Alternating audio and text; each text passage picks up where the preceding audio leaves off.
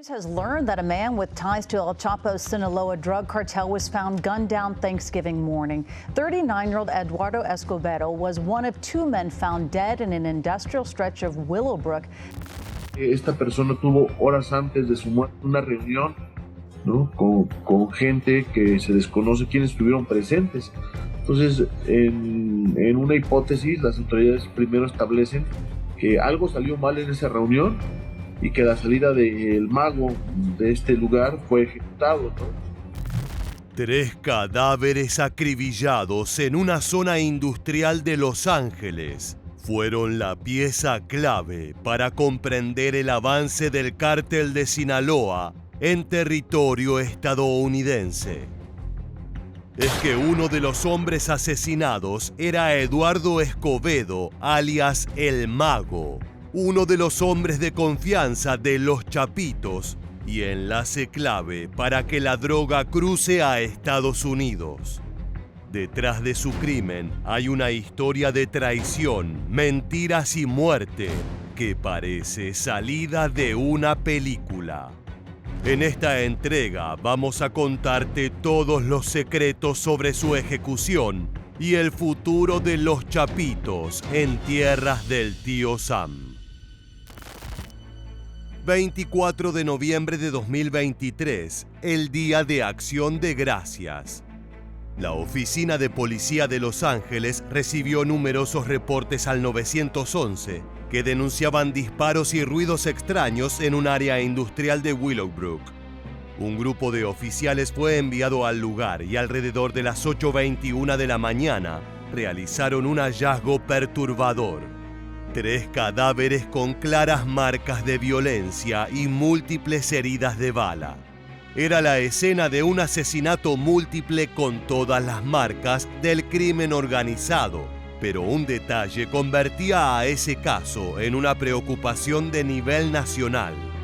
Una de las víctimas fue identificada como Eduardo Escobedo, un narcotraficante de 39 años.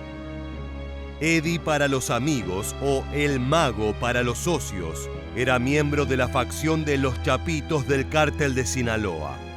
No solo era un enlace entre México y Estados Unidos, sino que para muchos expertos era la mano derecha de Iván Archibaldo Guzmán, el líder de facto de esa facción y uno de los hombres más buscados por la DEA en los últimos años. Eddie Escobedo, alias El Mago, era gente de confianza de Iván Archibaldo, por lo tanto, pues aquí le va a depositar esa ruta de trasiego tan fundamental, pues a gente de su mera confianza, ¿no? Incluso sé que Eddie Escobedo, El Mago, nació en México, pero toda su vida se crió en Los Ángeles. Entonces él conocía, al final de cuentas, el mercado, él conocía las rutas, él conocía quizás los contactos de las autoridades corruptas de Estados Unidos y de México. Estar a cargo de las rutas de transporte de marihuana, cocaína, fentanilo y metanfetaminas no es una tarea sencilla. Implica contacto directo no solo con los criminales, sino también con las autoridades corruptas que participan en ese negocio.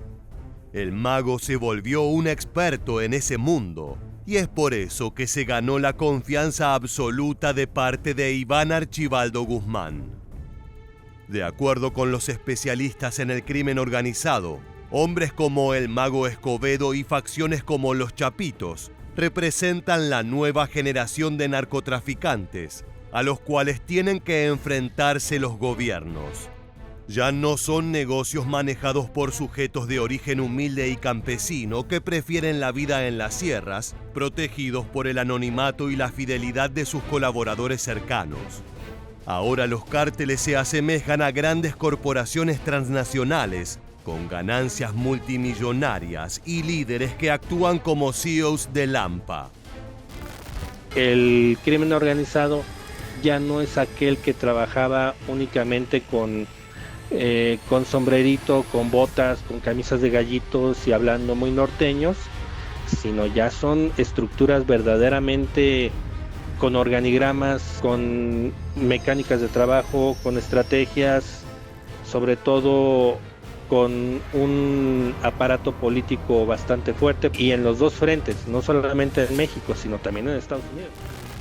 En ese nuevo contexto, el mago encajaba a la perfección.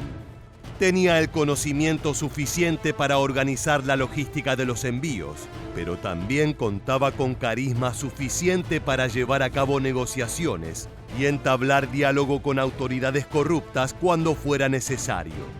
Sus logros hablan por sí mismos. El único problema es que a Eduardo Escobedo le gustaba la vida de lujos y excesos. No tenía miedo en gastar su dinero incluso si ello llamaba la atención de las autoridades. Escobedo pasaba sus días rodeado de celebridades con las que se presentaba como un empresario de alto perfil. Bajo la fachada de propietario de la cadena de restaurantes de comida japonesa Best Hibachi, se escondía el responsable de la distribución de grandes cantidades de cocaína, metanfetaminas y fentanilo en el estado de California. Como resultado de su modo de vida, tuvo numerosos encuentros con la justicia con un prontuario frondoso en crímenes relacionados al trasiego de narcóticos. Escobedo, nicknamed El Mago, which translates to the magician, was the primary local marijuana distributor to El Chapo's eldest son. He was released from prison in 2018 after serving nearly 5 years for drug distribution and money laundering. Después de esa temporada tras las rejas, el mago volvió a hacer sus trucos y rápidamente recuperó el estatus que tenía dentro del cártel de Sinaloa, en particular dentro del círculo cerrado de los hijos del Chapo. Es por eso que su muerte violenta era un mal presagio para las autoridades. ¿Qué había pasado para que un hombre tan poderoso fuera acribillado de esa manera? ¿A quién había enfurecido y cuáles serían las repercusiones de su muerte? Cerca del lugar donde reposan los cadáveres, se encontraron varios vehículos de lujo, entre ellos un Cadillac Escalade, una Chevrolet y un BMW Coupé. Todos carros valorados en decenas, sino cientos de miles de dólares. Los asesinos no quisieron llevarse el botín. Lo dejaron allí como señal de lo que había ocurrido la noche anterior. En ese terreno industrial se había celebrado una importante reunión para definir el futuro del negocio narco en Los Ángeles. Pero algo salió mal y el mago fue ejecutado a sangre fría. Se recibe un primer reporte en donde el 23 de noviembre, para ser más específicos, del 2023, en el 911 se habla de detonaciones de arma de fuego, llegan las autoridades y encuentran a la víctima. Lo interesante, y creo que sería el punto secreto, es que esta persona tuvo horas antes de su muerte una reunión, ¿no?, con gente que se desconoce quiénes estuvieron presentes. Entonces, en una hipótesis, las autoridades primero establecen que algo salió mal en esa reunión y que la salida del mago de este lugar fue ejecutado, ¿no? Las autoridades tenían varias hipótesis respecto a quién ordenó el asesinato de El Mago. En primer lugar, el alto perfil de este narcotraficante no le jugaba a favor. Él se posicionaba constantemente en el ojo de la tormenta, haciéndose ver en lugares públicos junto a famosos. Esto es algo que, por ejemplo, Iván Archibaldo Guzmán no ha hecho en los últimos años, ya que ha adoptado un anonimato casi completo para evitar ser apresado por las autoridades. Por el contrario, Escobedo frecuentaba partidos de la NBA y la Fórmula 1 en Las Vegas. Era visto en los círculos más exclusivos acompañando a figuras como Larry Hernández, Edwin Cass del Grupo Firme e incluso el boxeador Floyd Mayweather. Además, formaba parte de una élite de la vida nocturna que incluía a celebridades como Dan Bilzerian. Aunque intentó proyectar una imagen de empresario respetable, las autoridades federales ya le seguían la pista por su participación en actividades ilegales. Tal era su popularidad que incluso se ganó ser el protagonista de un narcocorrido escrito en su honor. Franklines vienen y van, son varios años en la línea ya de los Guzmán. La sangre azul la traen de la tierra del alacrán y lo conocen como el mago, no le busquen que es muy bravo. Pero Escobedo no era el único personaje de gran peso dentro de los Chapitos. Estos últimos años de turbulencia favorecieron el surgimiento de nuevos caudillos, algunos fieles a los hijos del Chapo, otros no tanto. Ten en cuenta que desde hace casi 2 años, el cártel de Sinaloa está en una guerra interna salvaje que desangra a Culiacán. La profundización del conflicto fue provocada por la traición de los Chapitos al Mayo Zambada, pero esas rivalidades internas vienen desde hace más tiempo. En ese contexto, Néstor Isidro Pérez Salas, alias El Nini, cobró una gran importancia desde su rol de jefe de sicarios y encargado de la seguridad de los Chapitos. El Nini era identificado principalmente como el jefe de guardaespaldas de los Chapitos, ¿no? Estaba prácticamente hasta arriba de la cadena alimenticia, al menos en ese rubro. Y como tal fue identificado, ¿no? Como la célula que ejercía actos de violencia contra otros cárteles, contra los propios miembros del cártel que no se sometían a sus reglas, contra civiles, contra autoridades, y de ahí surge, digamos, todo este señalamiento como una persona de confianza para los 4 hijos del Chapo Guzmán. Podríamos identificar a El Nini como la punta de lanza de los Chapitos, el hombre que se encargaba del trabajo sucio, de ir a la guerra para aniquilar a la competencia con sus propias manos. Su brutal accionar le valió un lugar de privilegio dentro de la estructura, ganándose la confianza casi absoluta de los hermanos Guzmán. Es que todo capo narco sabe que a hombres como El Nini es mejor tenerlos a favor que en contra. El Nini no solo se limitaba a brindar protección a los Chapitos, en el último tiempo también se enfocó en construir su propio negocio, gestionando rutas de tráfico de drogas que le generaban ganancias propias por fuera de lo que generaba como jefe de sicarios. Es que este asesino tenía grandes ambiciones y no le bastaba con el dinero que le daban como premio sus jefes. Él quería sentarse en la mesa de los chicos grandes. Que el Nini, además de ser uno de los guardaespaldas de los Chapitos, tenía sus propias redes de tráfico de drogas. Ahora lo sabemos, por ejemplo, a California, a Nueva York, porque operaban laboratorios de drogas sintéticas como metanfetamina y fentanilo en territorio mexicano, ¿no? Así que eso es lo que les da tanto poder. Ellos se encargaban, por ejemplo, lo sabemos, de dar pagos a sicarios, de dar pagos a autoridades para también mantener la protección, digamos, municipal que tenían en Sinaloa. Inicialmente, Iván Archibaldo le permitió a su jefe de seguridad mantener esos negocios paralelos, ya que el Nini era de absoluta confianza para la familia Guzmán. Sin embargo, en el narcotráfico ninguna relación es para siempre. De a poco, el lazo que unía al Nini con los Chapitos fue degradándose. El problema interno comenzó tras la segunda captura de uno de los hermanos de Iván Archibaldo, Ovidio, quien fue apresado por la justicia en enero de 2023, luego de haber evitado su arresto en octubre de 2019. En esta segunda ocasión, la familia Guzmán no vio con buenos ojos el accionar del Nini durante el operativo de la Marina que culminó en la aprehensión. Lo culpaban de no haber protegido adecuadamente a Ovidio.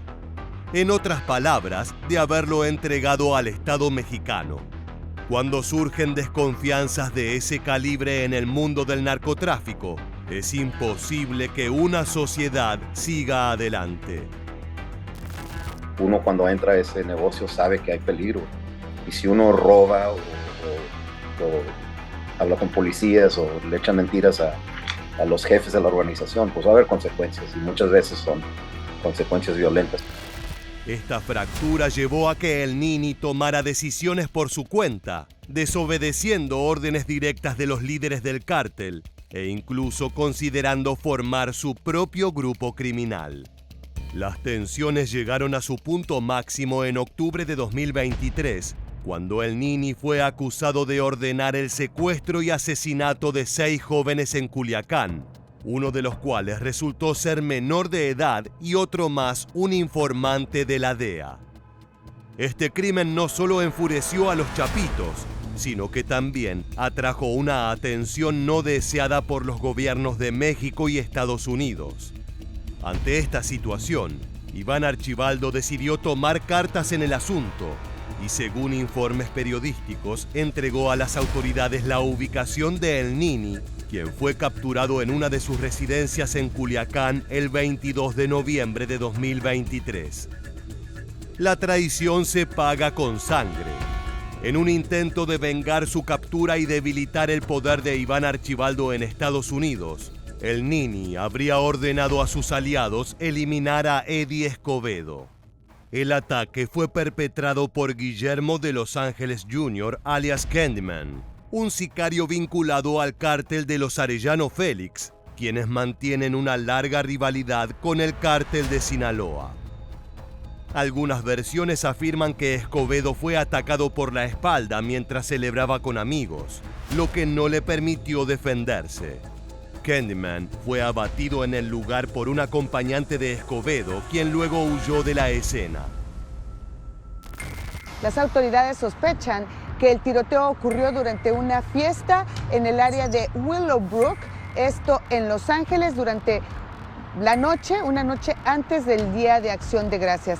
Eduardo Escobedo, el mago, tenía un historial delictivo, cumplió una condena y posteriormente a su liberación fue considerado el principal distribuidor de marihuana en Los Ángeles para el cártel de Sinaloa. La muerte de El Mago implicó un duro golpe para los negocios de los Chapitos en Estados Unidos. El Nini logró su cometido, se cobró la traición de sus antiguos jefes y demostró que, aún estando preso, tiene el poder para ejecutar a los socios más importantes de la familia Guzmán. Las autoridades aún investigan este crimen, ya que sospechan que hay muchos implicados en el ataque que han salido impunes. Para las fuerzas de seguridad estadounidenses, es fundamental atrapar a los criminales mexicanos que se encuentran operativos en su territorio. De lo contrario, la violencia narco continuará profundizándose cada vez más en Estados Unidos. En los últimos años, la DEA ha notado un cambio en las actividades de frentes como el Cártel de Sinaloa y sus diversas facciones. En tiempos recientes han detectado una profesionalización y una extensión de las redes de influencia de los cárteles. Antes su poder se limitaba a la frontera. Ahora se encuentran infiltrados en ciudades importantes del sur de los Estados Unidos. A lot of the violence that's committed by the Chapitos is in Mexico.